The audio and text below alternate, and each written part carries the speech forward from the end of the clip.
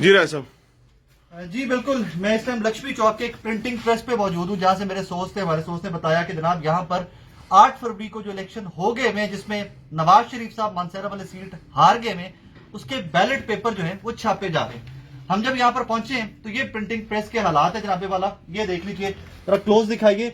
NA-15 Mansehra, ये शहजादा मोहम्मद गुस्तासिब खान साहब जो जीते हैं, मोहम्मद नवाज शरीफ साहब जो यहाँ से इलेक्शन हारे, और ये देखते जाइए कि पेपर है कितने। अब ये देखते जाइए, ये सारे पेपर हैं और ये बैलेट पेपर है, ये सब के सब बैलेट पेपर्स हैं।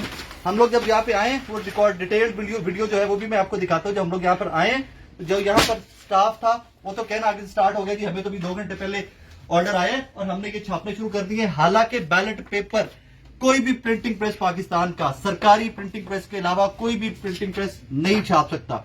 टिप आई थी, टिप के ऊपर काम करते यहाँ पर पहुंचे तो आगे जनाब बिल्कुल ये दिन दिहाड़े यहाँ पर मियां मोहम्मद नवाज शरीफ साहब जो इलेक्शन हार चुके हुए हैं, NA-15 मानसेरा का, उसका जनाबे वाला यहाँ पर बैलेट पेपर छापे जा रहे हैं। और ये आपकी और मेरी जमहूरियत है। और अभी 15 पे कॉल कर दी है, पुलिस आती है तो उसके बाद देखते हैं क्या होता है।